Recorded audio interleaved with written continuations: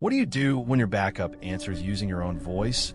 Or when a hallway appears where no hallway exists? Or when your dash cam catches someone sitting in your backseat, even though the door never opened? Some stories are too disturbing to be true. But night shifts have a way of making truth shape itself around the dark. And sometimes the dark talks back, doesn't it? Welcome back to the channel. Tonight, I have something truly haunting for you. 5 police night shift encounters that are fictional, but feel like lived confessions whispered after roll call, when the neon is tired and the coffee tastes like metal. From dispatch channels that reply from empty rooms to a precinct stairwell that adds a floor after midnight. Every story here is a slow burn mystery with clues you can actually track. I'll be asking you to notice details. A smell like wet copper, a clock that skips a number, a voice that knows your badge number before you say hello. Which story creeped you out the most? Tell me in the comments so I know where to dig next. Story 1. Dead air on Channel 3. The radio started breathing before anyone spoke. Not the cozy hiss you expect at 3 in the morning, but a human inhale pressed against a microphone a handspan from my ear, a slow, patient breath that matched my pulse until it changed my pulse. I froze with my pen above the graveyard shift log and listened to the building listen back. Fluorescence hummed like aching teeth. The coffee tasted like tools. Outside, rain promised and stalled. Inside, another scent crept under the lemon cleaner, a wet copper tang that felt like a taste before it felt like a smell. And I told myself it was the radiator doing a bad impression of blood, because pretending is budget courage when you are alone, isn't it? I am Officer Daniel Rivas, rookie to anybody who needs the comfort of a pecking order. Knox, my senior, left me this shoebox precinct with a grin that hunts for flinches. Keep Channel 3 open, he said at briefing. Burglaries hit 3 houses. Back doors like to forget they were doors. Do not spook yourself. He says that line the way some people pat a dog and jerk their hand to see if it bites. I stayed because reputation is oxygen and nights are where reputations choke. Also because I wanted to prove that what jumps in the dark around here is the electricity, not me. You know how it is when pride sits beside you like a second uniform? Channel 3 exhaled again, soft and deliberate. The green transmit light refused to blink. The dispatch screen refused to show anything but boredom. My pen tapped once against a log like a nervous metronome, and then stopped because sound suddenly felt expensive. The voice slid in neat as a glass set on wood. Daniel, not officer, not Rivas. My first name dropped on the table like it was mine and not mine. I lifted the mic and set it down. If you do not answer, maybe you did not hear it. Courage rations itself in strange ways after 2 in the morning. And sometimes the only way to be brave is to wait 1 beat longer than feel civilized, right? I opened the camera grid to prove the air was only air. Interview room 1 showed a single chair at the table, turned a degree off square as if a body had stood and left a memory behind. While I watched, it moved another inch with a soft scrape, a patient quarter turn as if welcoming someone I could not see.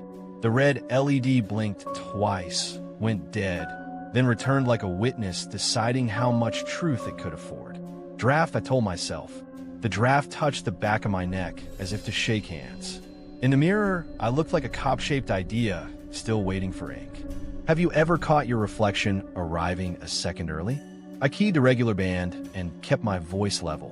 Desk to dispatch. Confirm any traffic on Channel 3. The reply came bored and syrupy about a plate check by the milk plant. No mention of my channel. On 3, something set a glass down near the mic. A small clink, intimate as a kitchen at midnight. Detail is what ruins denial. I wrote anyway. 0313 3 hours. Voice used my name. 0313. Chair movement observed. Interview 1. 0313. Metallic odor present.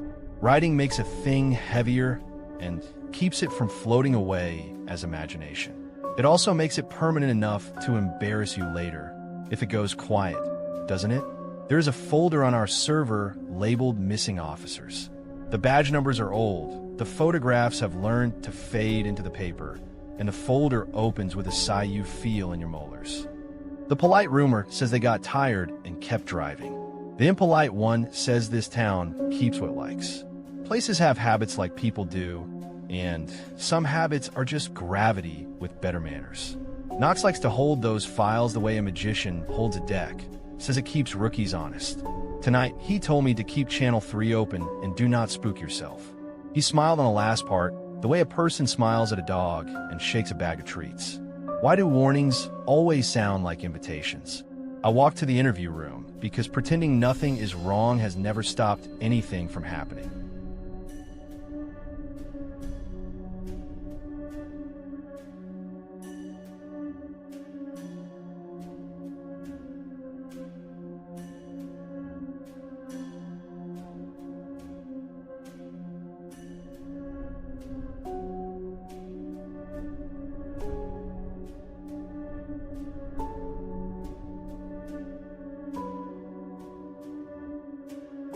Somewhere in the building, a toilet tank refilled for no one.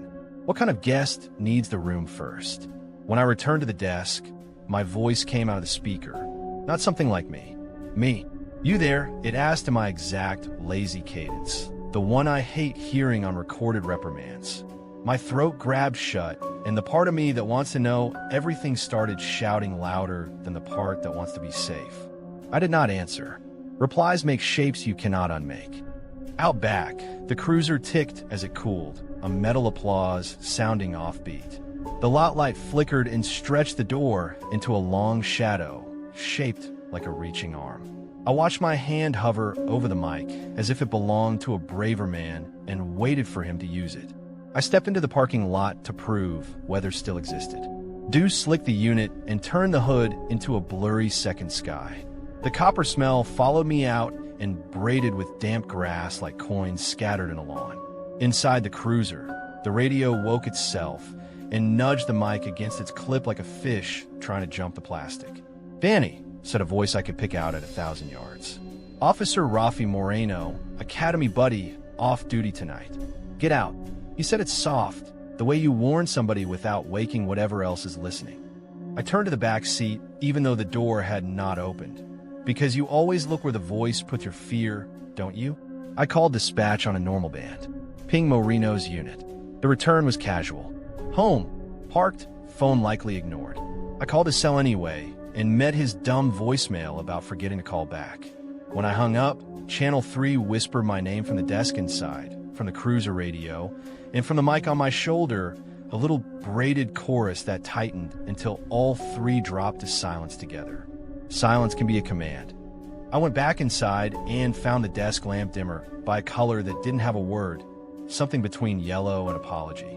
The wall clock above the evidence lockers said 3:13, like it had never learned another number. That clock was cheap, the kind you tap to remind time of its job. I tapped it. The second hand jumped backward the notch like a needle snagged on a sweater. The overheads dipped, then steadied. The station phones lost dial tones in a perfectly synchronized sigh and returned nothing but soft static that sounded too much like breathing to call it comfort. The router light blinked red, then chose not to try. Isolation doesn't announce itself with a trumpet. It takes convenience from you one switch at a time and leave a single route open like a hallway someone already swept. Channel 3 sat there patient and green. If the night wanted me, it was making the date official. So I picked a human explanation and held it like a shield. A prank. Knox has friends with rigs and a mean streak he calls mentoring. He would be across town by the milk plant, enjoying himself and waiting for me to embarrass myself on tape. I pulled up the cruiser GPS. His icon pulsed where it should be, timestamp clean. I almost felt lighter having a man's name to swear at. Then Channel 3 said, not loud, not threatening, only accurate, "We're downstairs." The human shield fell apart because this building does not have a downstairs. It has a ground floor and a ceiling with tiles that drop whenever they want to redecorate. So where was the voice standing? I walked the hall behind the evidence lockers because if a voice is going to lie to you, it prefers corners. The copper smell was stronger here, almost sweet, which is worse. Sweetness confuses a mouth into wanting more. The last fluorescent buzzed, then quieted as if a hand had touched it. That is when I saw the seam in the drywall, a paint line too precise to be casual. I pressed the spot and the wall thumped hollow, as if plywood had been stretched over a mouth. A padlocked door watched me from behind the lockers, painted the same beige as everything else, camouflaged by laziness and belief. The lock was old. The little scar around it was new. Who locked something from the inside? I thought about calling Knox. I pictured his eyebrows climbing his forehead while he wrote me up for property damage and imagination. That kind of humiliation lasts longer than bruises. So I made a choice that could not be undone and named it Procedure to make it sound clean. I fetched the bolt cutters from the supply cage. The handles were cold, and the cold traveled into my wrists. The first bite rang my bones like a fork on a glass. The second slipped because the lock twitched as if nudged from the other side. On the third, the shank snapped, and the door sagged forward with a sound that was not metal. It was relief. What exactly had I relieved? What waited was a stairwell without power and without permission. My flashlight beam stepped into it and bent around the edges like light remembered gravity. Air breathed up close and carried the penny taste so strong it pulled saliva into my mouth.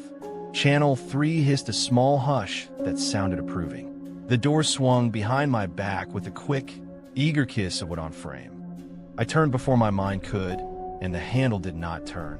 The padlock lay in two harmless halves on the hallway floor, and the door had learned a new rule. I was at the place between a choice and a consequence, the narrow spot where the price hides its face. How long do you stand there before the stairs decide for you?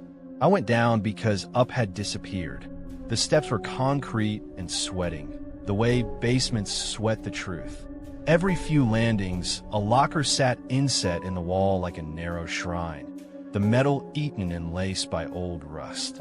Behind cracked plastic windows lived type tags. Names I did not know. Badge numbers.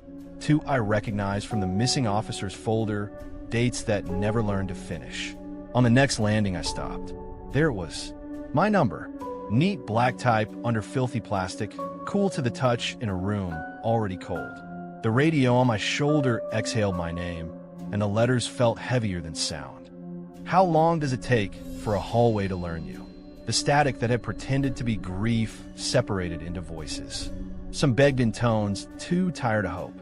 Some laughed the way people laugh at shifts end when their bodies haven't caught up. One voice recited 10 codes that do not exist. A 10 to 93 for a report that was never invented. A 10 to 50 that felt too far away to matter. The nonsense formed a grammar that still communicated exactly what it wanted to.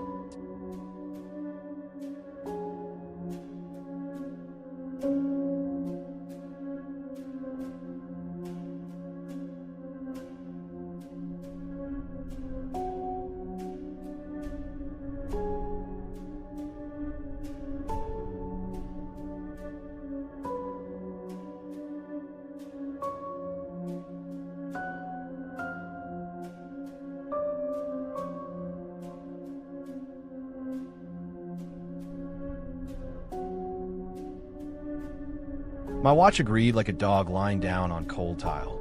The copper smell peaked there and then softened, as if it had gotten what it wanted. I did not look at the chair long, because looking too long is a contract. The radio on the table beside, it clicked without transmitting. It sounded like a tongue deciding on a word. Knox. I said into the mic because saying his name gave me something ordinary to stand on. If this is your joke, I am inside the punchline. Answer, and I will carry your coffee for a month. Stay quiet, and I will never laugh again. I waited for a snort through a smile. Channel 3 said, almost kindly, Sid. The word landed with the weight of an order and the pity of advice. I turned the chair, and there it was, a uniform draped as if a tired man had slid out of it while keeping his shape. The Velcro tape said Rivas. The sleeves looked full until I reached toward them and found only cool air in my own shape. What sits in a chair before you do? I do not want to sit.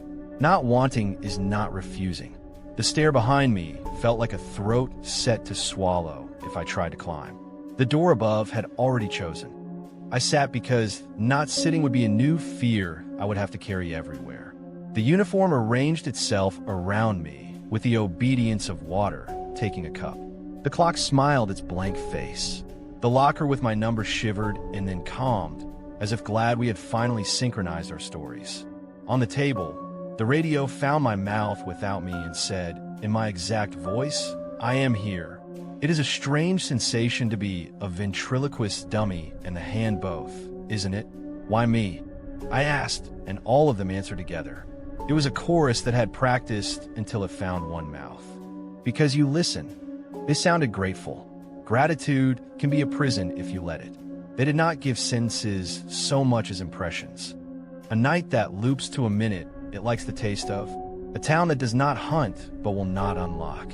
Officers who walk down because answers live below until you pay for them. They showed me the chair upstairs turning because someone was already sitting here. They showed me the smell that was not the radiator but the air remembering how to bleed. They were not haunting me. They had called me to take my place. I thought of Knox and the way he would shrink this with jokes if I ever let him see it. I thought of Rafi and his voicemail grin.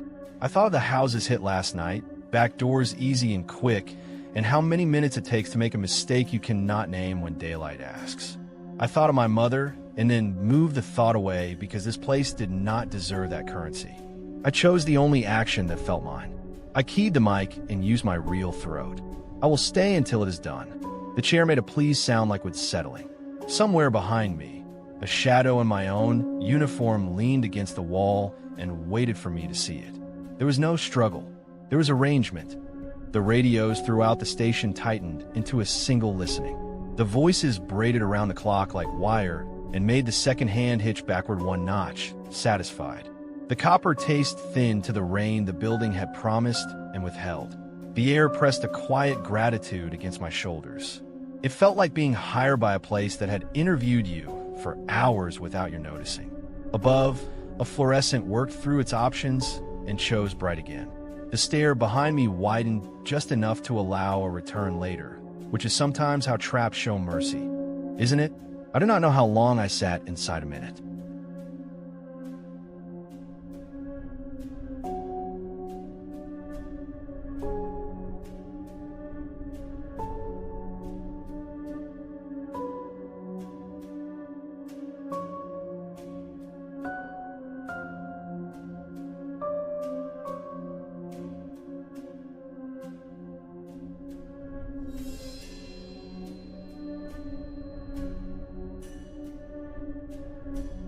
My logbook lay where I had abandoned it. The line I had written at 3:13 looked darker than the ink around it. The radio log had one entry for channel 3 between 3 and 6. At 3:13, a male voice said, "I will stay." The system listed no source. The timestamp was clean and smug. I underlined it, then erased the underline. Evidence is good until it convinces the wrong person to go looking. Knox came in with a joke already forming and could not find anywhere to put it. "Quiet night, rookie?" he asked, sniffed, frowned as if he almost caught rain that was not rain. "Quiet," I said, and let him have the word. He tapped the wall clock with his knuckle, and it did not stick, which made him smile like a man whose house believes him. I hung my uniform, and it hung itself back a millimeter, squaring its shoulders. In the evidence hall, the seam in the wall was gone. Paint remembered how to be continuous. If you did not know to touch there, your palm would glide and your suspicion would forgive itself. Upstairs, my locker looked ordinary, unbothered by the night. Later, alone, I found a single flake of beige paint curled on the floor like a clipped nail. On the underside, faint but pressed, sat a half moon, the top of number 3. I told myself it was nothing and slid it into my shirt pocket anyway. Why do pockets keep what you were sure you meant to throw away? At home, sleep kept channel 3 a little open. The breath under the static found my name sometimes and held it lightly as if checking attendance. I woke at 3:13 3 nights in a row to an empty room and the taste of pennies. If you have ever had a chair turn toward you when no one asked it to, you know the sensation of being taken seriously by the wrong host.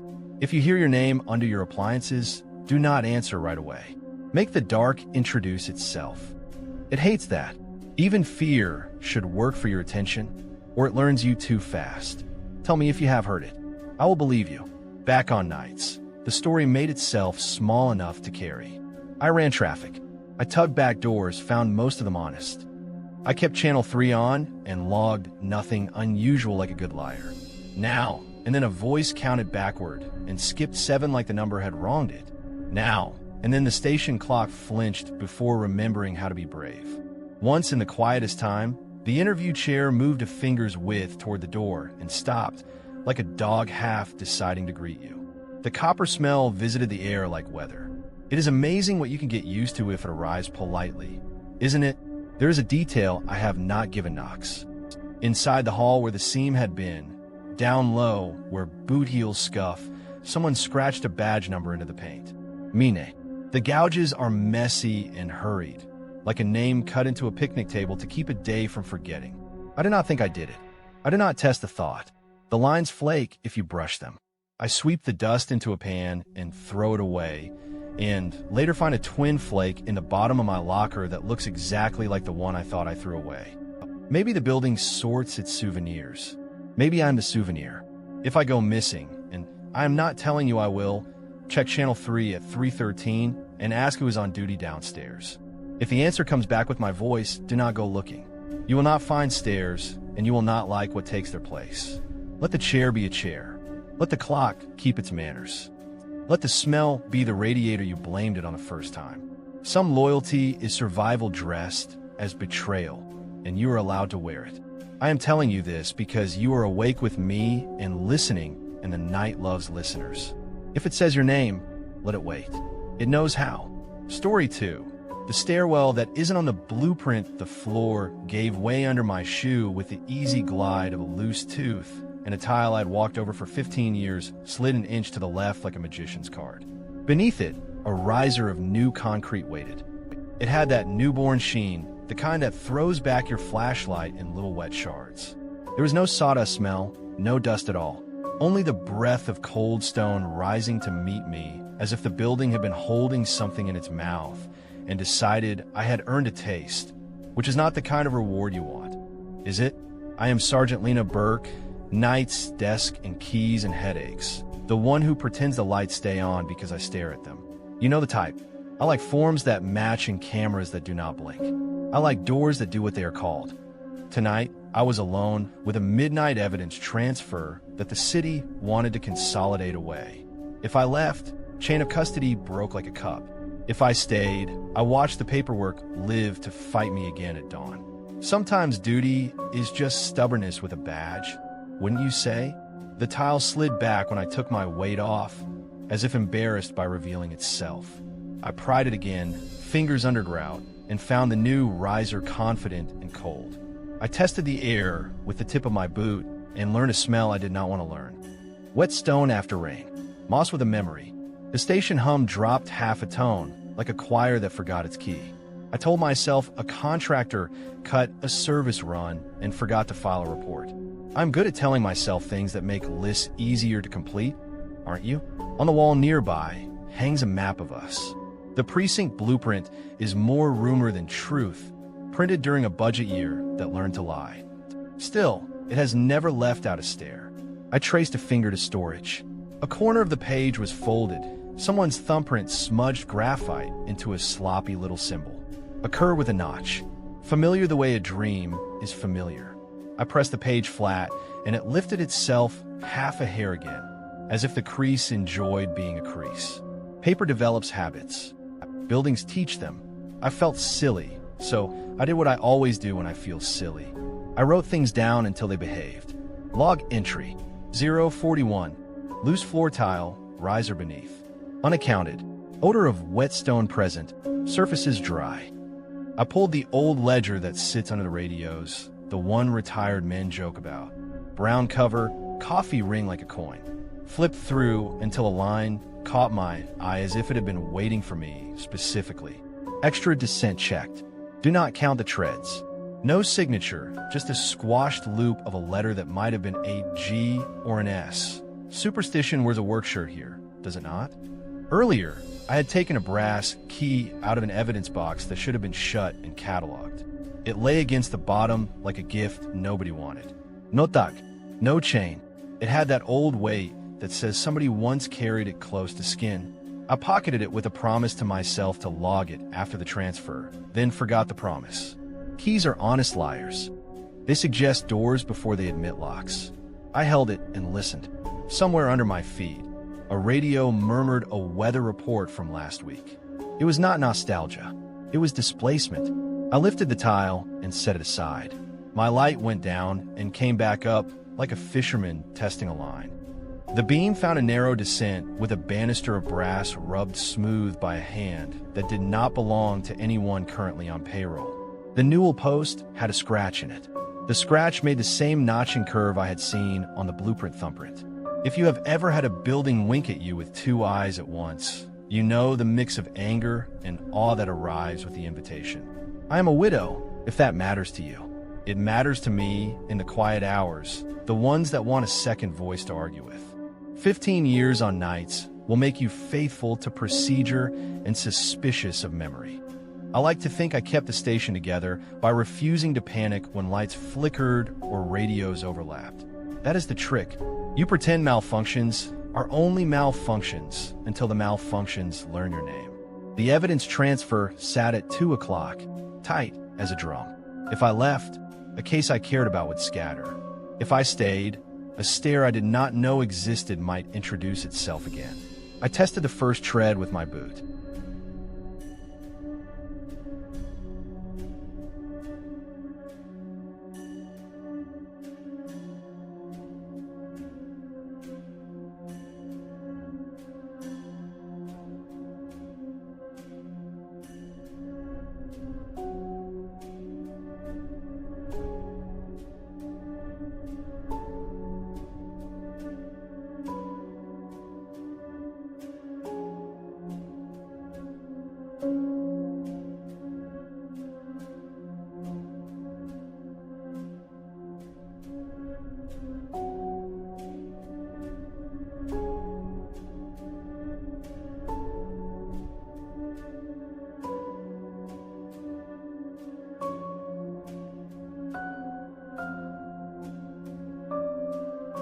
I did not say it back.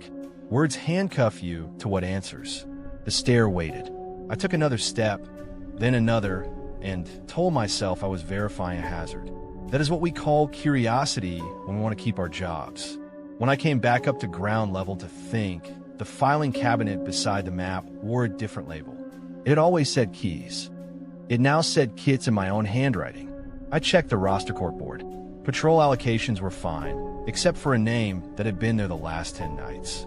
Gone. No tape, no pinholes, no memory in the cork at all. I opened the desk drawer where I keep an old photograph of a raid.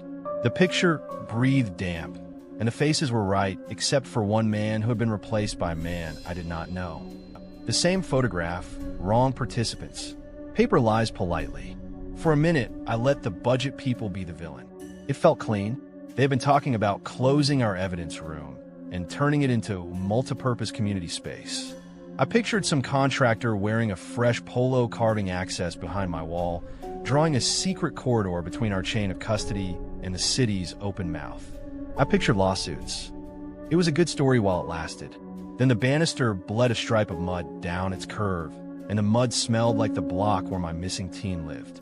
The story got smaller, and the stairs stayed the same size. Dispatch pinged me. Cameras on the far side of the station had gone out. When they came back, they replayed footage from earlier hours and then skipped to live without asking. In one screen, I watched a suspect we had booked walk past the desk at a time. He should have been in a cell. The booking file now said he had never been detained. The system had no memory of the memory I had. I reached for the ledger to anchor myself and found a fresh line in my own print. Extra descent noted by L. Burke. No timestamp. Ink half dry. I did not recall writing it, which is the kind of sentence that makes you look around for witnesses. The evidence transfer reminder blinked on my phone like a metronome. 1:42. My options narrowed their shoulders and blocked the door. I walked to lockers and opened one that had always stayed stuck, and inside sat a photograph of me at a lakeside picnic I have never visited. I wore a sundress I do not own. My husband poured lemonade I do not remember. The blanket checked green and white, and the lake had that copper sparkle of water at twilight. The picture made a noise when I touched it. Paper rubbed paper like pages turning under a hand, and the sound came from downstairs. Phones needed me to trust them, which was a problem. Calls to patrol supervisors rang once and forgot how to continue. Texts failed and succeeded in the same second. The city's patrol app refused to sync, claiming a clock error. When I stood in the hallway and asked Officer Ree if she noticed anything off, she shrugged like an apology and said, "What stare?"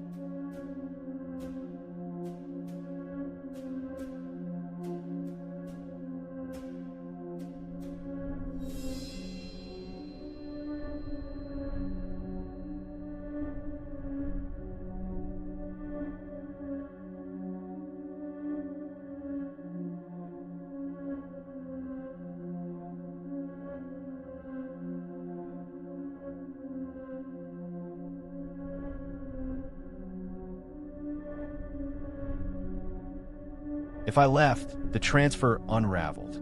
If I stayed, the stare would keep adjusting the story until the only story left was the one it needed. A consequence came small and precise. I opened the missing teen file and found the name of the teen had been replaced by a woman who disappeared from the river in 1998. The case threads tangled as if someone had pulled one and then laughed. I went looking for answers that did not smell like stone. The maintenance archive keeps contracts in brittle folders that crack when you touch them. I found a flood mitigation invoice from the late 70s. It gave a foreman's name that matched the squash loop letter in the ledger note. It should have reassured me. A Secret Service exit, a forgotten patch, old bureaucracy breeding new headaches. Then I reached the third landing, set my hand on a tread for balance, and felt the letters carved into the concrete. Not tool scratches. Names. I traced one with my finger. It belonged to a sergeant who had lost his words to drink and retired early. The maintenance foreman's signature matched the hand that carved the name on the step. Work and worship married by concrete. I needed a face to blame. We had a local activist who had lobbied hard to turn our evidence room into a youth space. He had printed mock blueprints with glossy smiles. He'd call me ma'am in a way I disliked. I pulled footage and found his fingerprints on the exterior door last week. He made a convenient story. I brought him in and asked him kind questions. He told me where he had been, and when I insisted on a physical walkthrough, his alibi breathed true. His prints were old. His anger felt new, but clean. Plausible red herring, as the mystery novels say. I do not like being the person who learns that in real time, do you? What the stare offered then was not blood or a shadow, but an equation. Carry a name down, and the building will give you a different arrangement of that person up here. Trade priority, trade location, trade presence. When you remove the paper version from its place, the ledger below takes a bite and moves it. I do not know how I know that. It came like a smell you recognize before you remember that you have ever smelled it. I held the teen's file.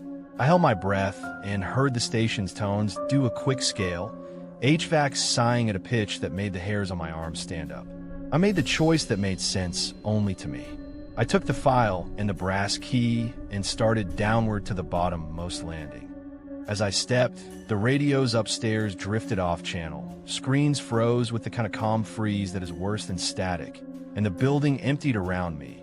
Not of people, but of attention. The door above closed on its own, the latch catching with a tidy click that sounded like paperwork finishing its own sentence. I had crossed a line you cannot uncross. There's always a moment in every night where you know the next breath changes the rest of the breaths, and this was mine. Do not count the treads, the ledger had warned. I counted anyway to prove this superstition wrong. 12 to the next landing, 15 to the turn, 11 to the small square room that sat like a pocket at the bottom of a coat. When I reached 12 on that last run, my foot found step 11 again. Counting was not a truth down there. Counting, it was a key the stair could turn. I kept counting to prove I was not a toy, and the number bent around me until I had to grab the banister to keep from pitching forward. The brass was slick with moisture that left my palm smelling like the underside of a river stone. The room at the bottom was a ledger made of wall. Nameplates had been mounted in neat geometry once, and now they overlapped like scales where time had added improvisations. Some names were scratched smooth by fingernails, others were layered 3 deep, This person over that person over nobody, creating a fossil of bureaucracy and breath. In the center sat a box the size of a bread loaf with a keyhole grown shut by rust. The brass key in my pocket grew warm like something that remembered a hand. I turned it and the lock gave up all at once, which I will never enjoy again. Inside lay an older version of the missing teen file, typed on onion skin paper, the copy that gets made so the real one can go missing without admitting it.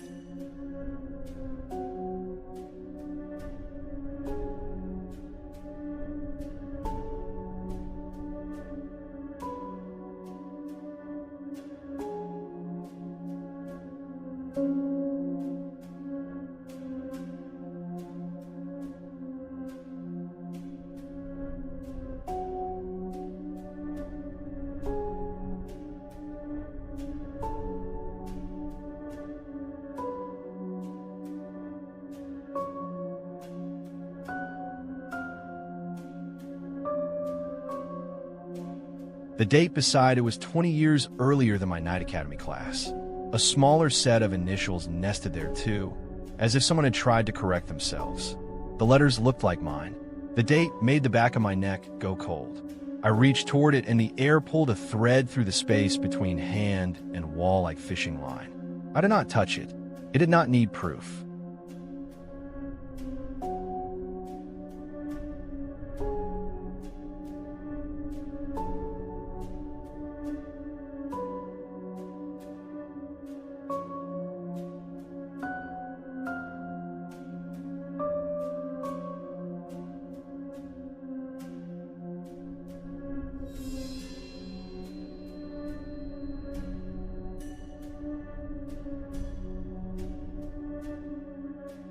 At the 9th tread, the number trick started again, and the stair offered me step 8 twice and step 10 not at all.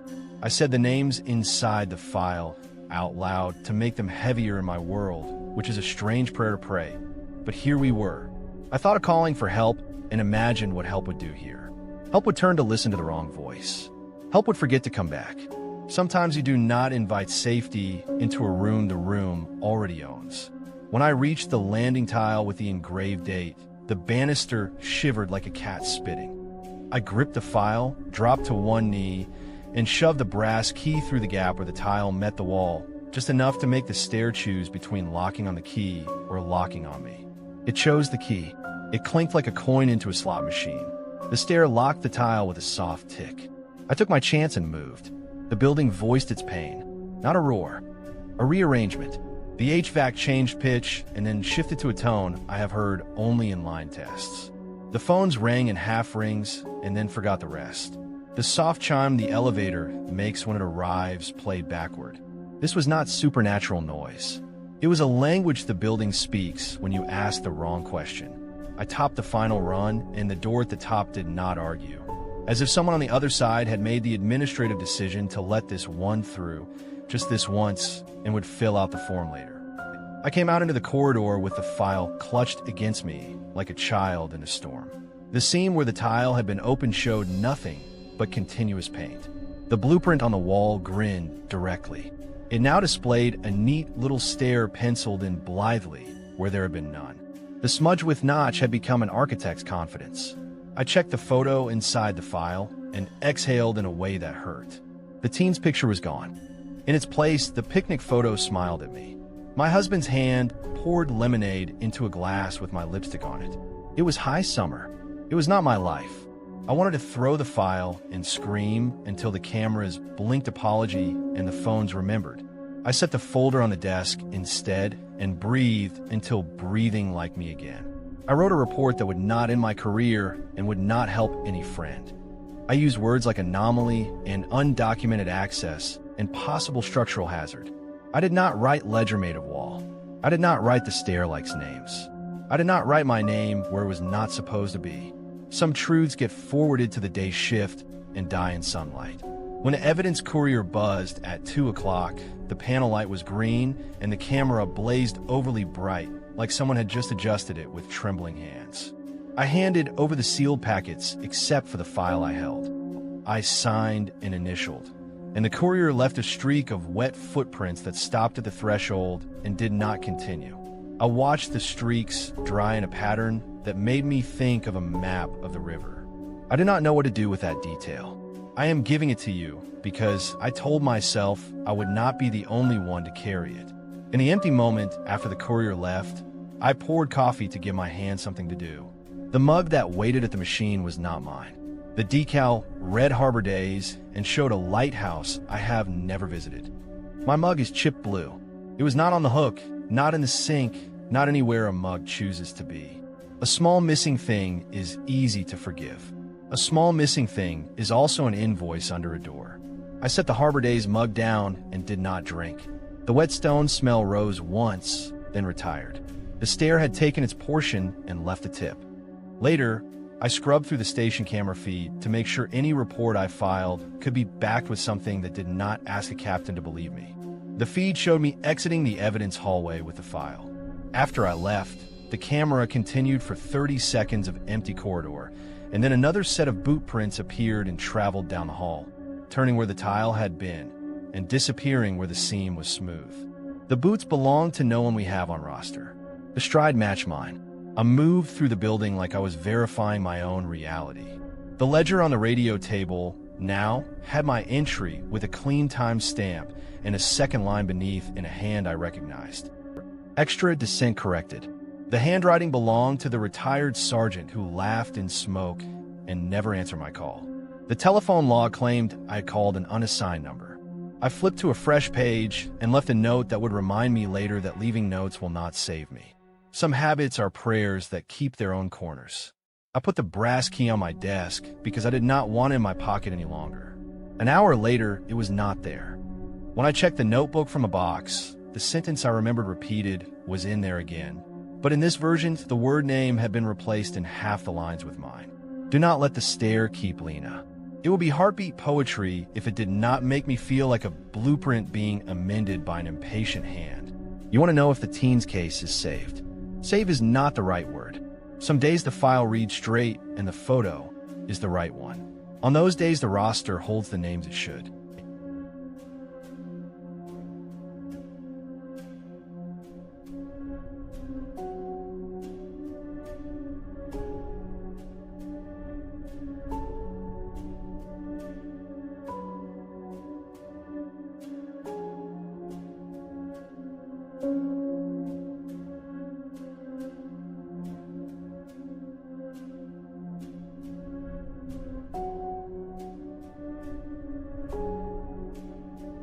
The blueprint in records already shows a stair with neat compliance, and no one has mentioned when it was added.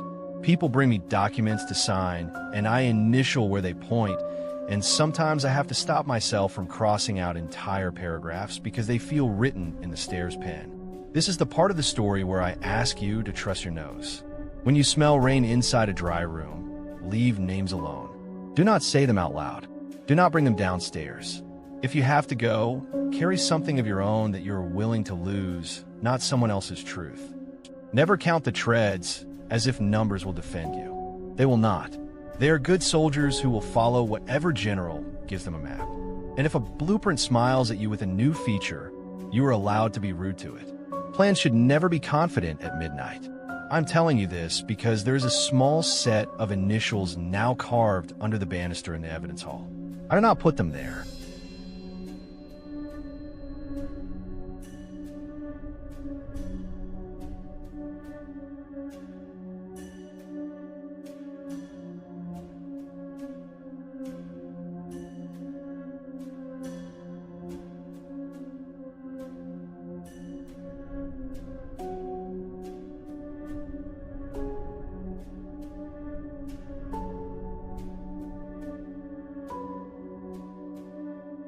Hand me my chipped blue mug if you find it. If you do not find it, hand me your silence. Some debts we pay by not inviting witnesses. Some we pay by telling one person who will not confuse sharing with saving. Maybe that person is you tonight, listening while your own house hums around you and smells the way houses smell when they have been told a secret. Story 3. Blue lights in the cornfield. The cornfield blinked blue like a squad car without a siren, and for a second, I thought a cruiser had cut across Old County 9 and sunk right into the rows. The lights strobed with that familiar emergency rhythm. Two fast and one slow, quiet as breathing. The stalks whispered about it, rubbing dry leaves together like a congregation sharing a secret. There was no engine. There was no radio chatter. Only the smell of husks and a trace of ozone, like the air after a storm that changed its mind. I watched the pattern steady and realized it had picked up my heartbeat. When a field learns your pulse, you should leave, right? I'm Officer Mark Hale, County Deputy Knights. I left the city to let my nerves relearn distance, to be a father who does not live out of cup holder.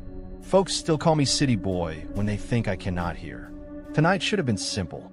Patrol the loop, keep the roads honest, finish clean so I could take my daughter to the lake. Then a caller swore blue emergency lights were flaring inside the corn near mile marker 13. Protocol says check every crash report, even if the crash refuses to sound like one. I told myself it would be a farm party, kids with off-brand strobes, maybe a stuck truck nosed into a ditch. I parked on a shoulder, let my headlights die, and listened.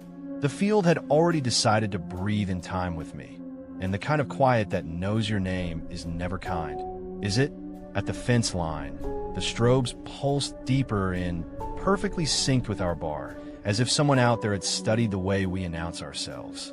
The corn gave back a faint metallic taste that made me think of batteries on the tom. I keyed dispatch, asked if any unit had gone off-road. The reply came crisp from the tower and then lower from my own static. My voice repeated my question back at me word for word. I asked again, and the second voice said 10-4 with my exact drawl. Hearing a future you have not spoken yet is the kind of intimate that does not feel kind, is it? I cracked 3 glow sticks to breadcrumb my way and slid through the fence. The field swallowed the green and tucked it up against the stalks like coins under a pillow. My boots found the compact earth between rows, and the rows hissed their dry encouragement. The blue stayed just out of range, holding distance the way a person holds an opinion. I kept my hand near the holster and hated how much comfort that lie of gear gave me. After a dozen paces, I saw another set of prints beside mine. Same tread, a half size smaller, angling in and then away. When I swung the light around, there was only tassel and dust and a quick soft hush where 2 leaves rubbed together. The rows shifted as I walked, not dramatically, just crooked by a breath when I turned to check my trail. The glow stick I had dropped sat 2 rows to the right without having moved at all. Brains tolerate small lies if you give them chores, so I counted steps and breaths while the blue kept my rhythm, 2 fast and 1 slow. I told myself drones, hazing prank. My beam hit a scarecrow. Hut slumped, shirt bleached almost silver. A strip of reflective tape wrapped its chest like a vest. I tipped the brim up with my light. No face, only straw and shadow. The tape returned a thin bar of light like a smile, and somewhere a dry leaf scraped a post with the patience of someone waiting. The scarecrow's hat had slumped over its face. I tipped the brim up with my light. No face, only straw and shadow and the crude, not where a neck should be. The reflective tape flashed a thin bar that returned to me like a smile.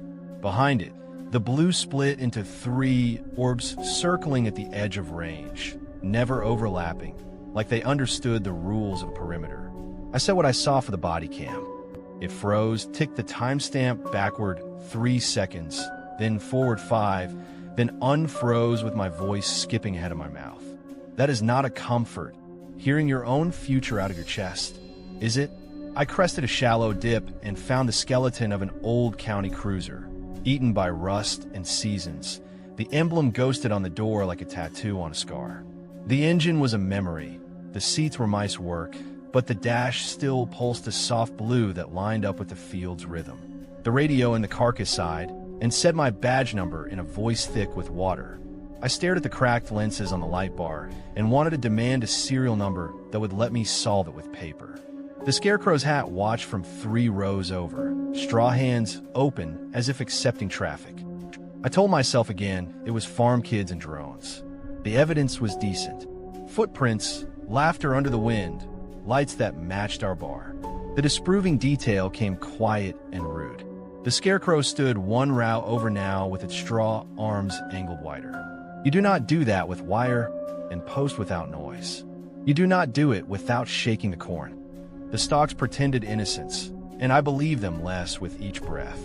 I thought my daughter asleep under sea stickers, her stuffed shark riding the pillow edge.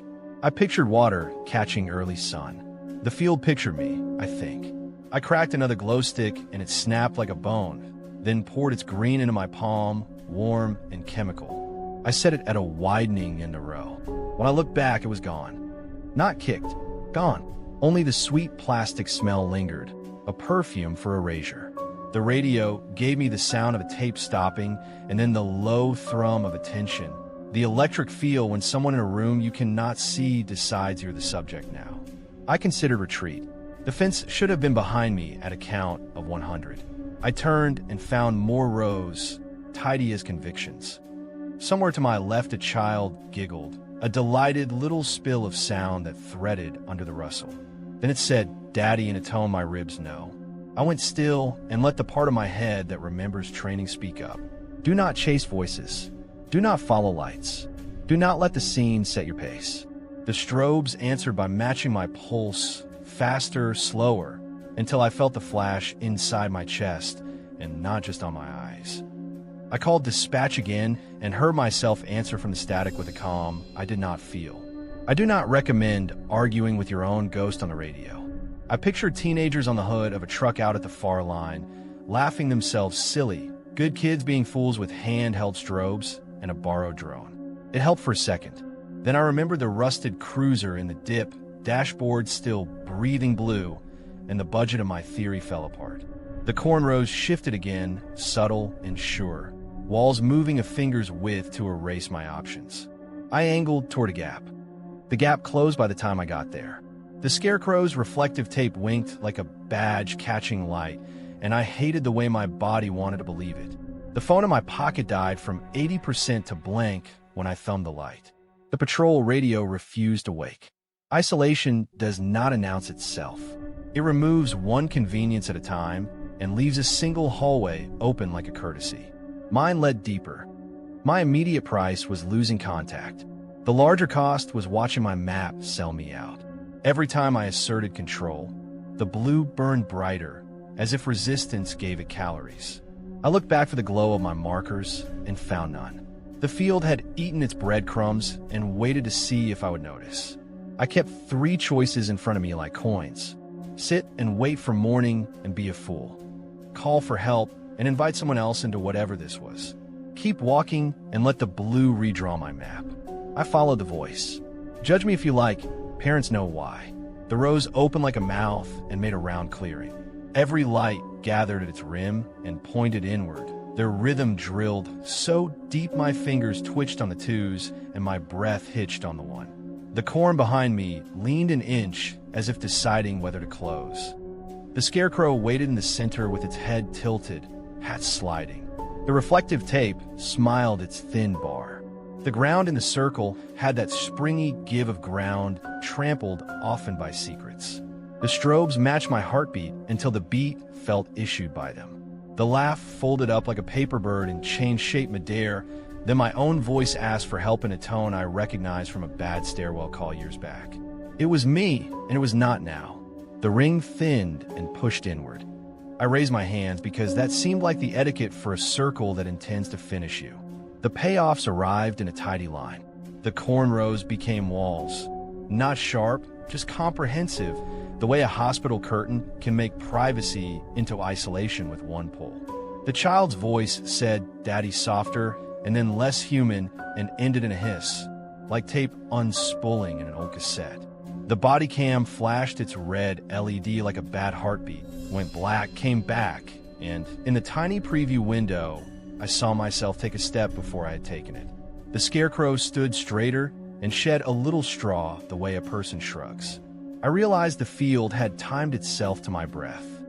I tried humor and then authority. "You got me. Identify yourself." The ring declined both. The scarecrow took a small, courteous step. The hat fell. Straw spilled like hair. The reflective tape slid and left the sticky ghost of letters on the cloth. Edges of the blue went almost white, and in them I saw jacket folds and duty belts, outlines of people who live under beacons. If this was a test, it graded on surrender, not answers. The blue breathed again, as if pleased I had learned the wrong lesson. The truth arrived plain. The lights were not outside me. They were the field replaying echoes it had already taken, bending them in a bait. The mimicry did not care what it wore as long as I followed. What it wanted was consent. The ring tightened to an intimate distance. Ozone bit my nose. That copper tang, every emergency carries rose in my mouth. I promised my daughter, quietly, that I would come home, which felt like writing my name on a line the dark had drawn. Somewhere behind me the corn leaned, patient as a judge waiting for a plea. The decision point came like a stop sign. There was a center to the circle where the scarecrow stood. If I stepped there, something would finish. If I refused, something different would start. Either way, I was being written. I picked the verb. I took one step toward the scarecrow because you cannot orbit forever without shame.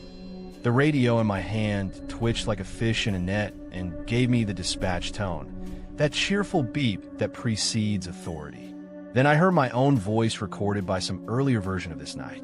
I said, "Dispatch, log me." I pressed transmit that was not transmitting and spoke anyway, because habit is a rope. I told the circle what it wanted without knowing it. I said, "I see you." I said, "I am here." The air changed in my teeth. The ring sighed and stepped in. The scarecrow lifted its arms like an oath, and the rose bowed an inch, polite as ushers.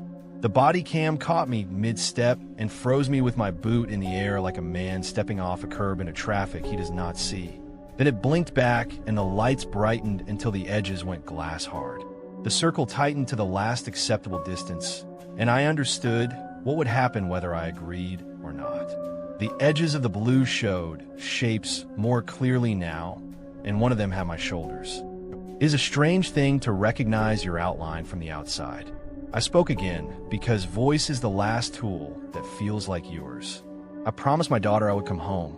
The strobes slowed to a steady 2 fast and 1 slow, and my pulse obeyed. The center waited. The scarecrow tilted its head as if to listen better, and I felt heard in the worst way. I stepped into the center. The ground accepted my weight with a sound like a page turning. Blue filled my mouth with the taste of lightning on shallow water. Hands of light pressed my chest, deciding whether to steady or shove. The minute folded on itself. Then the rose eased and made me an exit, as if the circle had learned enough. I walked because walking was left. At the ditch, my cruiser idled with the driver door open. Dash clock said at 3:15, though my watch swore less than 30 minutes. The body cam blinked a small, stubborn green, eager to upload whatever it thought I had done. I sat at 10 and 2 and listened. No laughter, no blue. The field dove back into being only corn, loyal and dumb and patient. I keyed the radio and got myself back with a 2-second delay, tired and embarrassed. Windows down, I drove to the station without trusting my headlights. Mile markers behaved like old friends. The night offered nothing else, which would be a gift if you let it. Morning has its own tricks. A farmer found my cruiser at the roadside a mile east with the engine idling and reported it while I sat at my desk, writing a report that used phrases like unexplained illumination and possible prank. He swore he had not passed me on the road. The ditch where I remembered standing looked undisturbed. Out in the field, a neat, perfect circle of flattened stalks lay like a courtesy from a thing that had manners.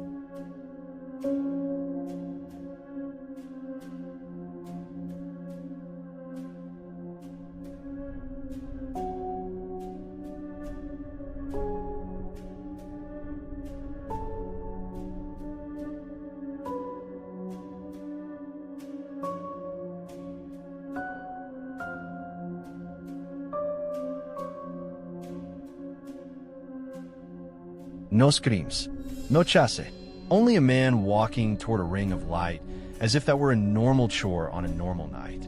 The captain watched it twice and then looked at me as if the math did not add up and I was the part showing more work than answer.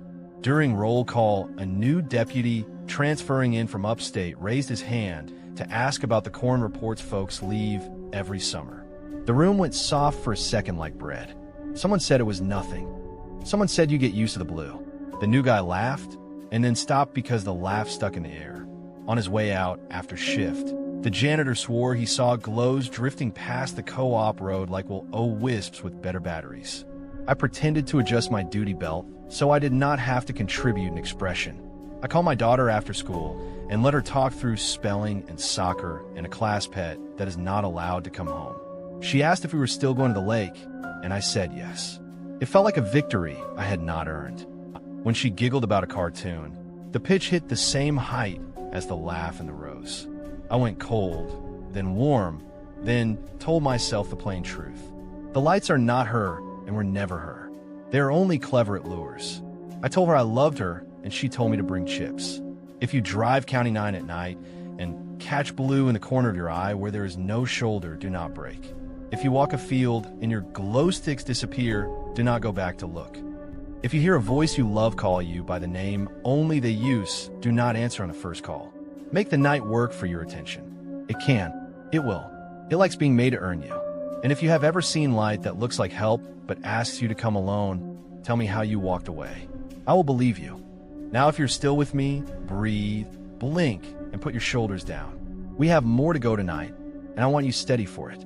If this one got under your skin, leave a quick comment to tell me which moment snagged you. It helps more than you know. Story 4. Parking lot 13. Lot 13 looks ordinary until the lights breathe.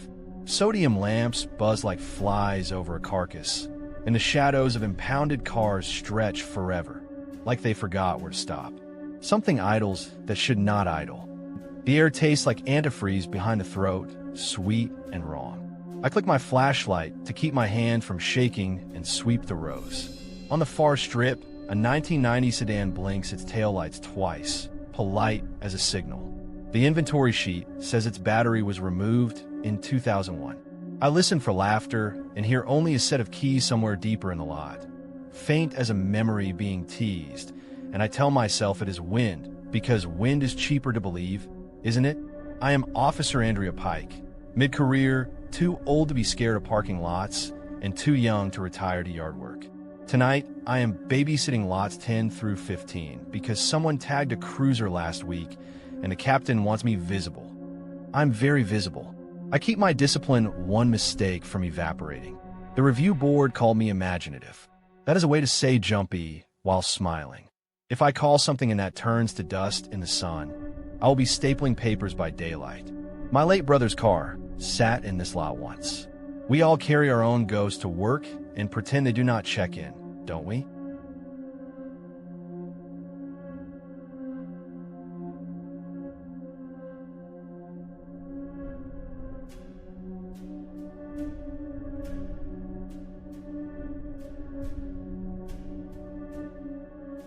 Under the sodium lamps, the asphalt throws a faint shimmer, summer sweat held in a black skin.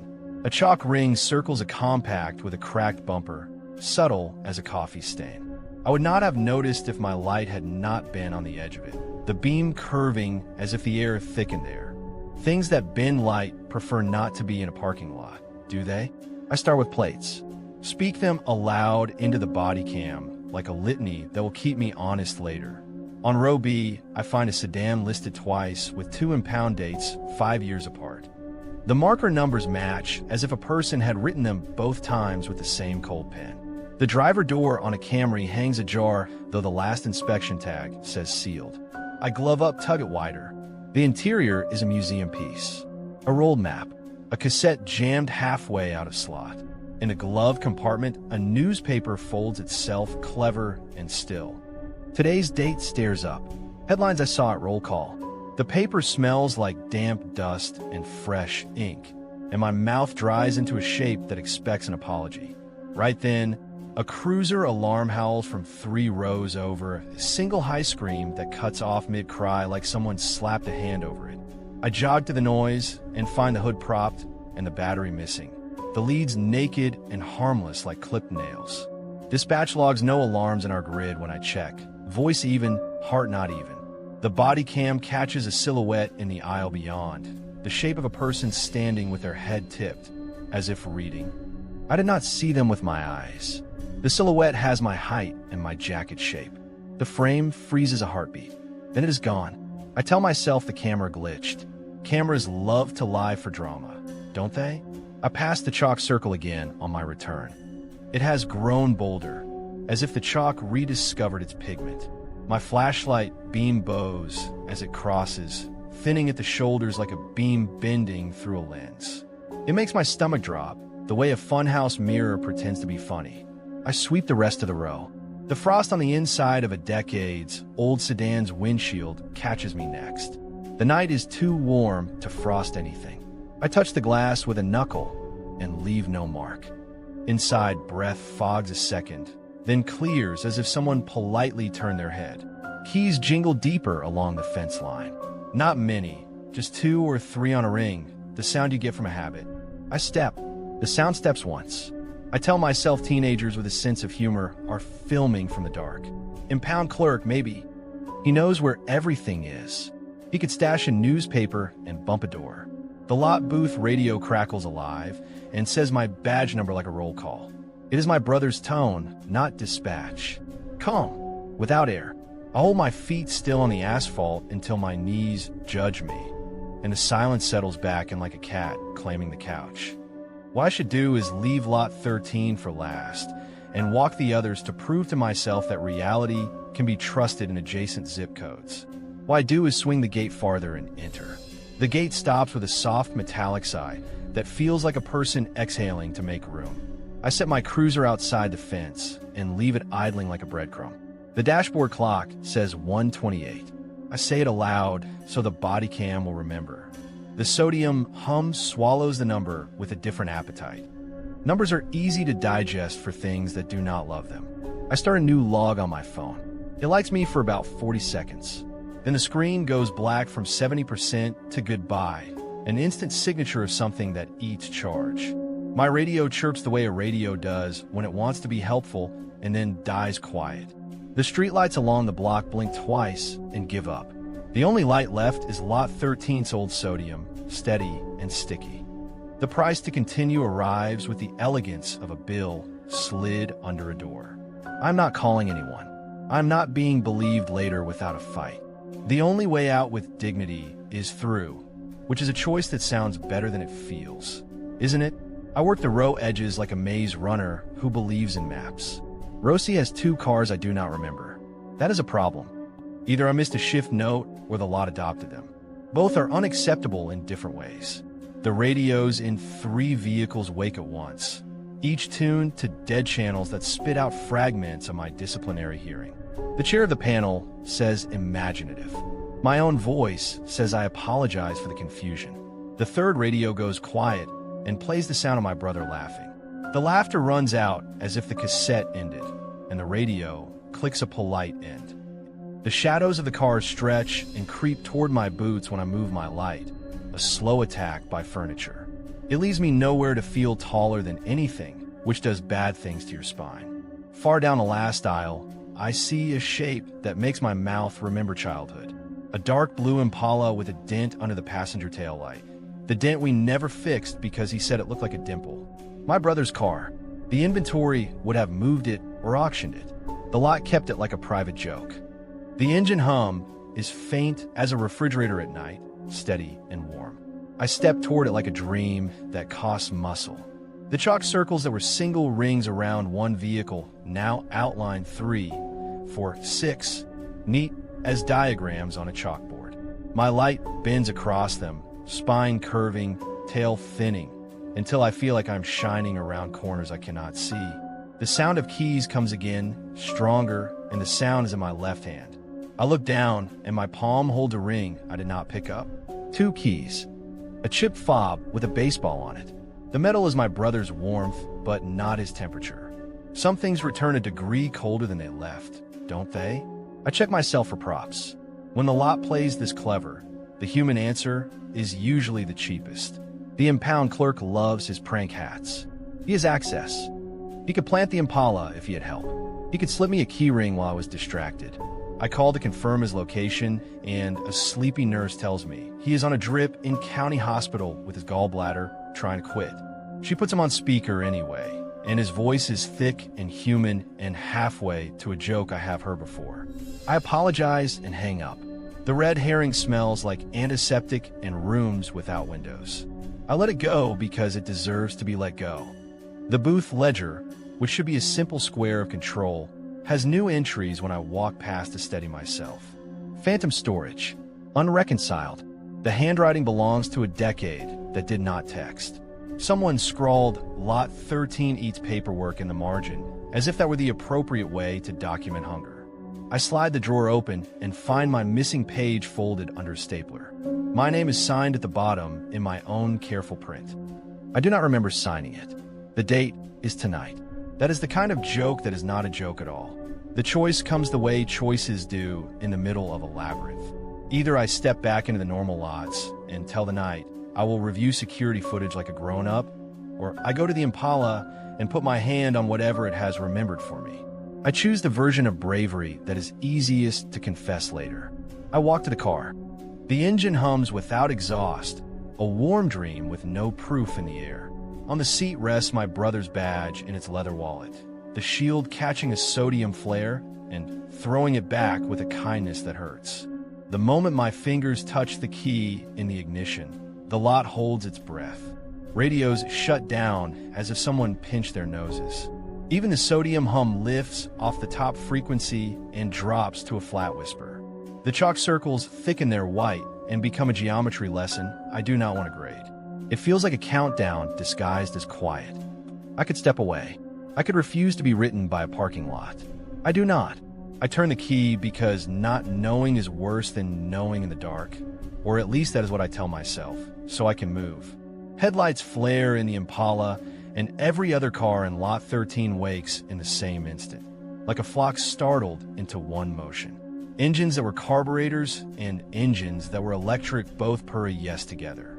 Chalk rings breathe, a faint glow, blue leaning into white, forming a grid that leaves me at the center like an answer circled by a teacher. Radios across the lot replay fragments of every night I've said anything into a mic, my apologies and my commands, and the hour I cried in dispatch when I learned a name over the wire. It is a chorus that knows me too well to flatter. My flashlight beam arches and curves until it is a question mark.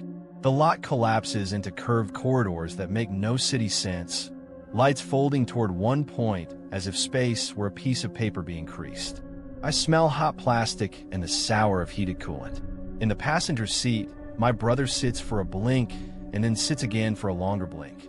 His face is calm like it used to be in traffic, and he says only "stay parked" as if that is a kindness. My throat forgets how to hold words, and I count instead, a discipline for children and officers with hearts beating too fast. The clipboard page that had gone missing is on the dashboard now, fluttering in wind that exists inside the car and not outside it. Under my printed name, a new line reads, "Occupant," with a blank space after, a blank that expects a signature. The key ring in my hand jingles gently though my hand is still. I look toward the gate to find a rectangle of my cruiser idling as a promise. Chalk circles complete around it while I watch, neat as wedding rings laid on a tray, and the gate becomes a picture of a gate rather than the thing itself. The sound changes the way a room changes when people stop pretending to be polite. The lot's geometry shrinks without moving. Cars crowd closer without rolling. Headlights lean their beams inward until we are lit like a stage set for a confession. I say aloud that I am here. I say that I see it. I say my own name so the night will know who it has held. The lot seems to appreciate accurate paperwork. The body cam records a clear image of me turning toward a sound that happened after I turned, a small refusal of linear time that the camera bows to like a gentleman. I have the thought that Lot 13 is not for storing cars. It is for storing moments that refuse to complete, accidents that never declared themselves, investigations that never closed, people who always left one sentence unsaid.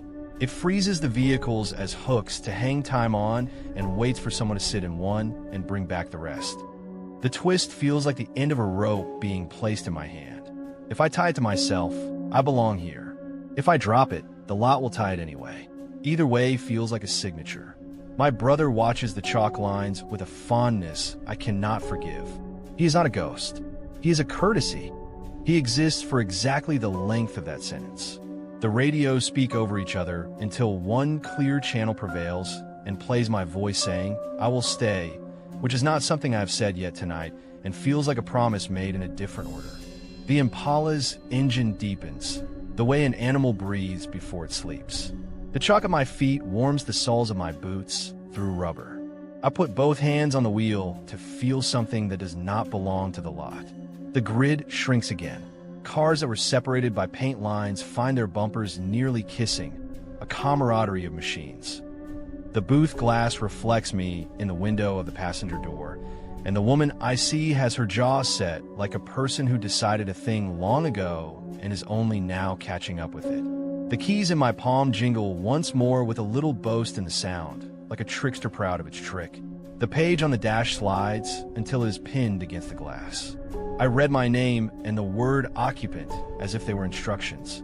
I cut the ignition because stubbornness is an organ with its own blood supply. The Impala coughs and resists, and then the engine cuts. For a half second, the whole lot thinks about it, like a flock thinking about a wind shift. Then the chorus dies according to an order I cannot see. Headlights have the grace to dim rather than pop. The chalk rings hold their glow a beat longer, then soften to ordinary white. The flashlight unkinks its beams straight again, and I'm alone with cars that never knew me. I wait for the relief to break me, and it does not. The relief sits beside me like a stranger who wants to chat. I slide out, and the night receives me with a lack of ceremony that almost feels cruel. The sodium lamps buzz like they always have. A dog barks a neighborhood away. The Impala is a shell again, cool, solid, uninterested. My cruiser outside the fence idles like a dog that never doubted I would come back. I walk to the gate with the key ring in my hand and discover a small new ring of chalk around my boots as if I had not moved. I step out of it, which feels like an act. My radio chirps alive with the most boring sound in the world. I answer with my name and rank and a voice that believes me. At dawn, the lot looks like any neglected place with too much history. The body cam uploads nothing but static until 2:13, when it shows me turning an ignition in a car we do not list anymore. Then black for 20 seconds. Then me standing outside the Impala looking up as if listening to a weather report that only speaks my name. Patrol finds my cruiser parked in my own driveway in the morning, locked. My radio is still clipped inside like a habit.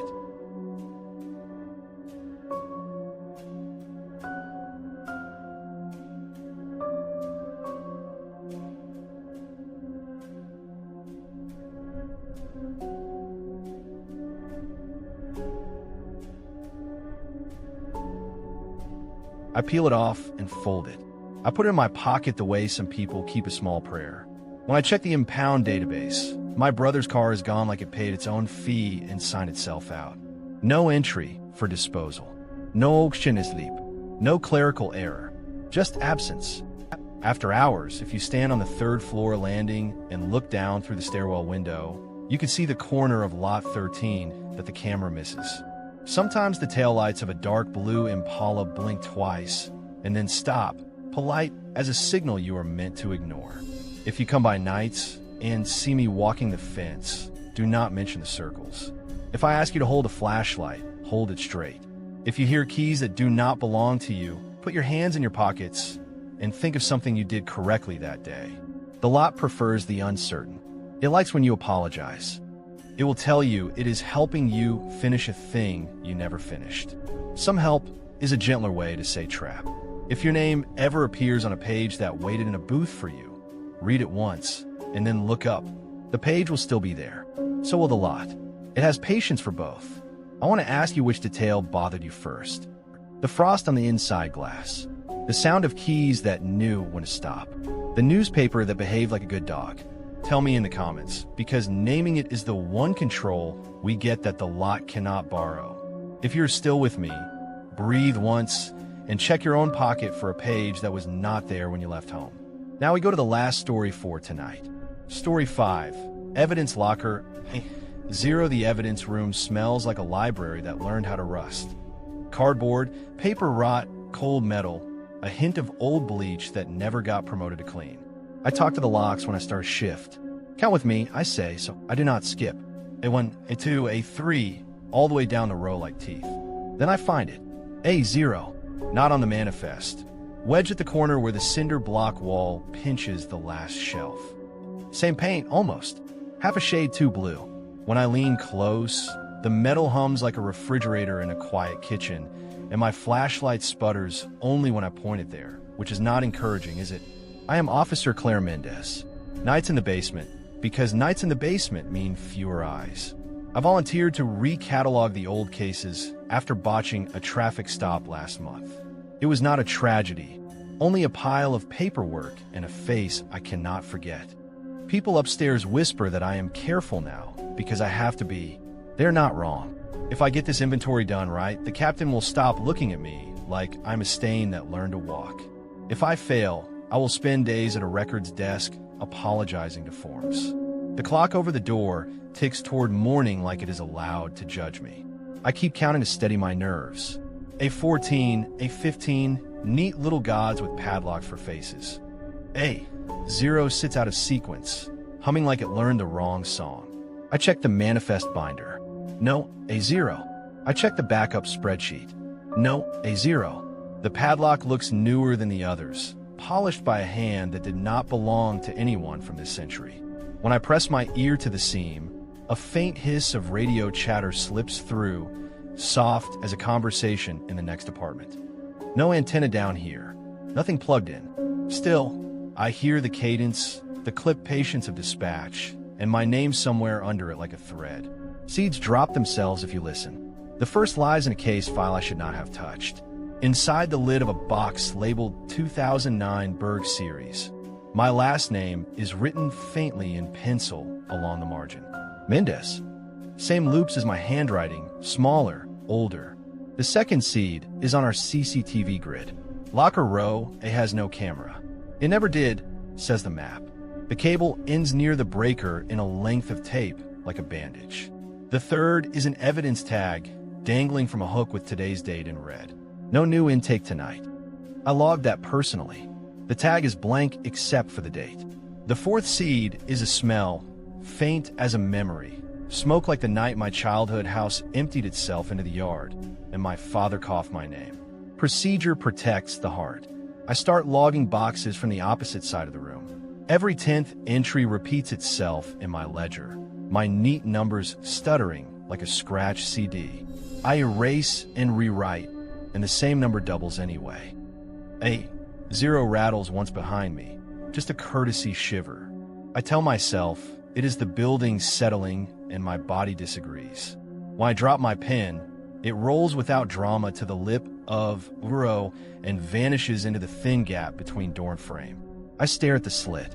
I kneel and see the pen just inside, as if the locker borrowed it for later. Locker doors begin to complain open mid-aisle. Not wide, just enough to flash me a label and a hint of age. I move along, clicking shut anything that disobeys. Inside A6, an object sits on top of a threadbare sweater, small and familiar. A cufflink with a crack in the enamel. My cufflink. I lost it 4 years ago at a retirement party in a room that smelled like stale crackers. I never logged it. Nobody did. I take it in my palm and feel a cool imprint like it has been waiting for my skin. At the console, the CCTV grid glitches and shows me standing at A0 with my hand on the lock, though I am across the room, which is a poor magic trick to pull on yourself. Evidence bags begin switching their paper tags to today's date while my back is turned. The bags I just handled vanish from their shelves, and the spaces they leave behind look satisfied. The hum inside A0 deepens, the pitch of an appliance growing more certain of its job. My radio on the desk repeats my last sentence half a second late. The room joins in. Radios stacked in an open case echo my words in a shy chorus. Then a voice threads through those echoes and calls me by my nickname. Clarinha, said in my father's soft Portuguese, said in a room that no one else in this building knows how to pronounce like that. Power dips to a deep sigh, and a heartbeat later the backup lights fail. The ceiling fluorescents do not die. They retire politely. The room accepts dim, red emergency bulbs that make the concrete look like meat. My phone spits a line of white and gives up. The radio emits feedback as delicate and mean as a mosquito in your ear. I call dispatch anyway. They cannot hear me, or they choose not to. Somewhere between us, the words get filed as static. I open the manifest binder to ground myself and find a fresh line typed cleanly. Edo custodian, Mendez C. I did not write that. It does not matter. The ledger has decided I did. The prank theory puts on its coat. Maybe the night shift jokers are paying me back for being the smart kid who reads policy. The padlock is newer, they all know my history, and nobody minds a scare when it is not their heart. I test that theory like a good scientist. I scrape the padlock's belly for a serial. The stamp reads a manufacturer that has not existed since 1978, and the brass has that patina that hands leave in families. The hasp screws are mismatched, one flathead that predates everything else in this room. I cannot prank myself that hard. I flip through an old sergeant's log from the far cabinet and find a note that tickles the spine. A0, overflow. Open only when the room requests it. It is not funny. It is worse than funny. The clock ticks toward 3. I'm supposed to finish the recatalog before the day's shift arrives at 6. That is the deal I made with myself so I could tell the captain that I earned calm. The room offers me a door instead. My father coughs my name again, closer, wrapped in soft smoke that tastes like burnt glue. On the floor before A0 sits a new evidence bag with a printed tag. Date today. Description, blank. Inside lies my badge. The pin nicked the plastic like it tried for freedom and changed its mind. The padlock in my hand is suddenly unlocked, though I never had a key. I did not feel it turn. It chose its own moment. This is the part of the night where I make the decision I cannot reverse. I could leave the room and let someone else drink this. I could pretend I never saw a thing and accept a small death for a larger safety. Or I could open what has already written my name. I put my hand on the metal and feel a refrigerator heart. I pull. The door opens wide like a mouth that learned to smile by watching, and the hum steps aside so something quieter can introduce itself. Inside is not a box. Inside is a narrow corridor with shelves that stretch back farther than any corner of this building remembers. The first shelf holds a diary with a pink plastic lock, charred around the edges like a cookie left too long. I know exactly where the crack across the earth sliced the cover. I hold it, and ashes kiss my fingers. My childhood house burned the way some houses simply decide to be done. My father carried me out. The diary disappeared in the smoke. It did not burn in this building. It does now. To the right sits a piece of a fender, silver paint peeled, metal crushed to a shape my hands know from nightmares. The traffic stop. I did not hit anyone. I hit the pole backing my cruiser to make room for the tow. It crumpled like paper, and the video looped for a week upstairs while jokes wore new hats. The fender still smells like winter salt, even though it is summer down here. A radio on the second shelf loops my apology from the review board. I am sorry for the confusion. I am sorry for my tone. I am sorry for wanting air. The smell of smoke gets thicker the farther I go. The corridor bends, though the building does not allow that bend. The walls are shelves. The shelves are biography. A pack of gum I stole when I was 9 sits in a bag tag with my name written in my father's hand, proof that some sins do not expire. I glance back toward the door and see the evidence room beyond, dull red, small. The CCTV console on the desk flickers to life and shows a camera angle that should not exist. It looks into A0 from inside A0, and in that gray picture, I'm already standing deeper in, though my feet have not moved yet. The delay is polite. The lie is thorough. Seeds pay off like birds returning to a feeder. The case file with my name in the margin lies open on a shelf, its contents rewritten to describe this hour, as if the evidence room took notes better than I do. The blank evidence tag with today's date dangles from my jacket cuff when I lift my arm, hooked to a thread I do not remember snagging. The missing row, a camera, shows me from above while I watch it from below, a pair of angles that refuse to agree. My father calls from deeper in with the softness he used when I woke from a bad dream. Clarinia, time to go, and the cough that followed him all the way to the move from the old house. The twist surfaces with the calm of a fact. A. Zero does not care about cases. It cares about officers. It collects every mistake before you make it interesting. Every shame you pretend helps you concentrate. Every name you will not say out loud because it wakes a room. Once your entry begins, it does not remove you. I run my hand along a shelf and feel a gouge where a plaque has been mounted. The plate reads Mendez, Clara. The slot under it is half full. A photograph of me in Academy Blues sits behind glass that is not glass, the kind that is cool no matter the room temperature. Behind it, space waits like a polite host beside an empty chair. I take one step deeper, anger pretending to be bravery. The humming stops. The silence becomes work.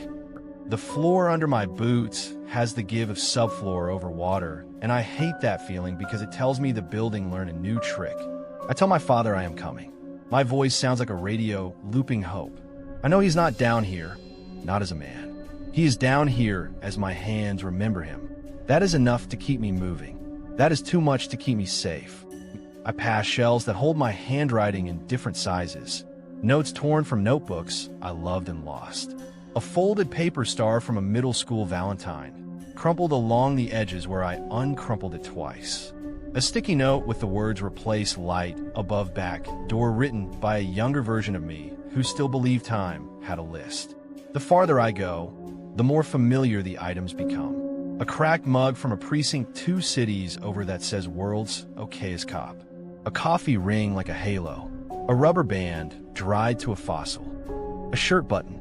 I stop when the corridor splits, left or right, like a diagram in a training binder. The left path smells like smoke. The right smells like cold paper. The camera on the desk shows me choosing both and neither, an overlay of my outlines committing 2 mistakes at once. The time in the corner of the feed glitches to a string of zeros, then corrects to the minute I began the count. The station clock upstairs continues without me. I'm a footnote with hands. I choose smoke. My father says my name again, and an older cough rides the syllable. The path narrows to a closet of shelves that climb like ladders.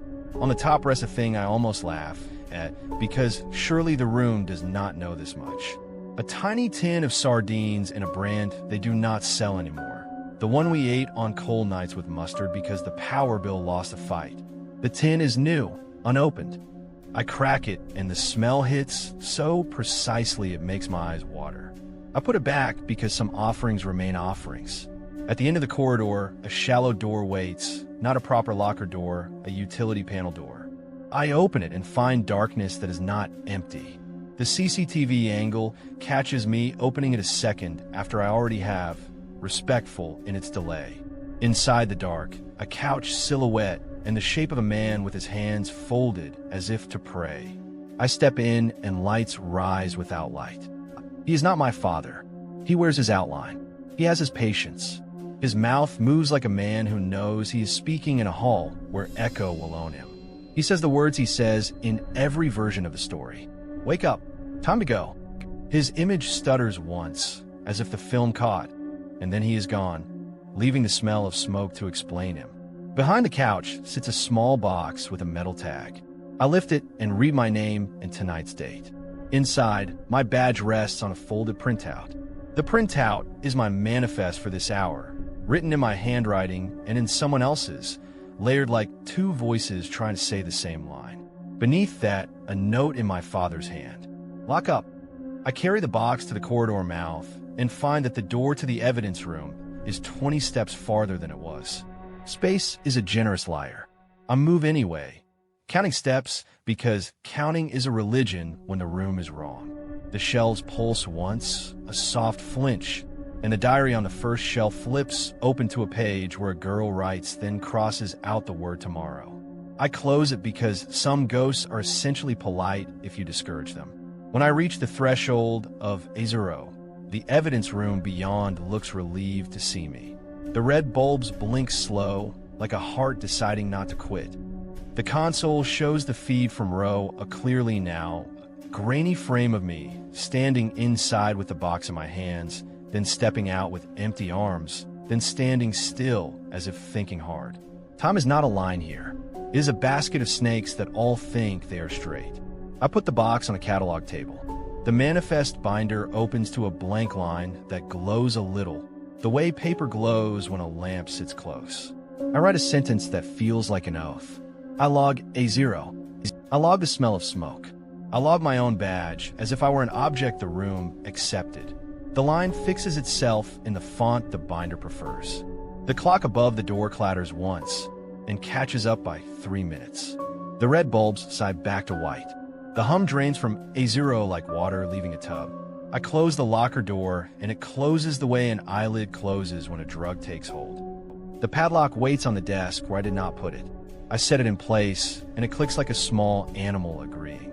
When dawn tips silver down the stairs, the evidence room looks like the kind of place they shift trusts. A0 is gone. The sequence jumps from A1 to A2 as if the room forgave itself for dreaming. Row A's camera displays a polite view of nothing. The charred diary sits on the re-catalog card, as clean as the day it burned. The fender has disappeared. The radio that looped my apology pretends to be a normal radio and succeeds. I sit on the stool with my box open and find it empty except for a single evidence tag. Date today. Description, Mendes. It is attached to my jacket pocket with a staple that does not hurt until I notice it. Upstairs, colleagues find my manifest pages on the counter. Every entry is in my hand. Between the lines, smaller notes appear in a script I know like my own voice on a recording. They describe my actions hour by hour, as if I had narrated the shift into the archive. I do not remember writing those. They exist anyway. Someone says I did good work. Someone says it quietly, like the compliment will break if it hears itself. I put the pages in order, and the edges make the soft sound of a deck learning its trick. By the time the captain arrives, the room has learned to be ordinary again. He asks if I finished. I say yes. He says good.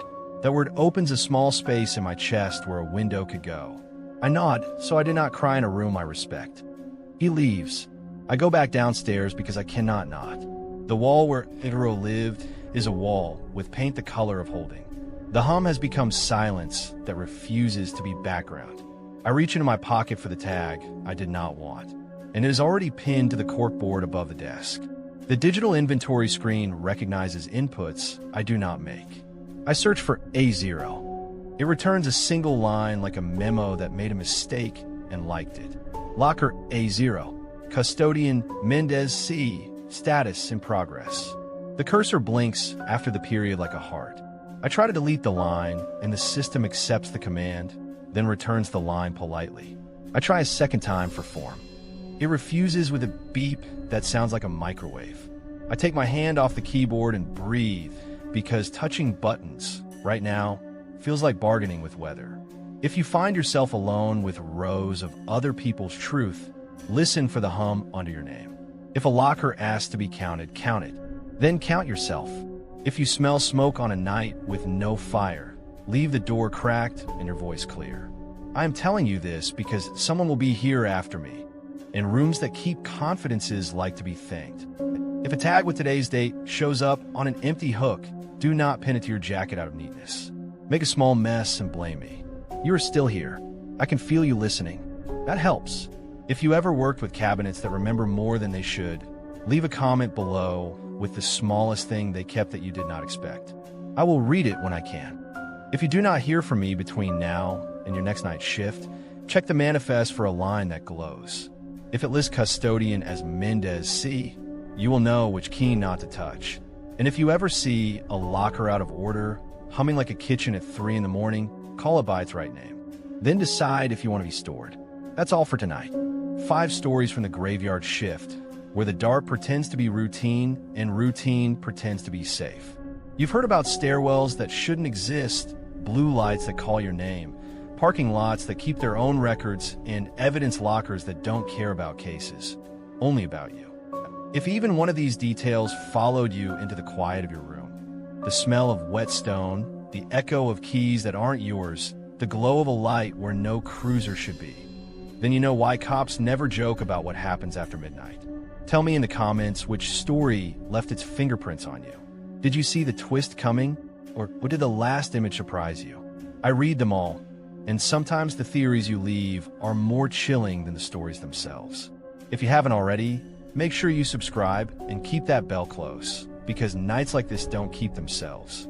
I'll be back with more stories soon, but until then, check the locks twice, trust the smell of the air more than the shape of the shadows, and never, ever answer when a familiar voice calls you from the wrong place. Sleep lightly, if you can,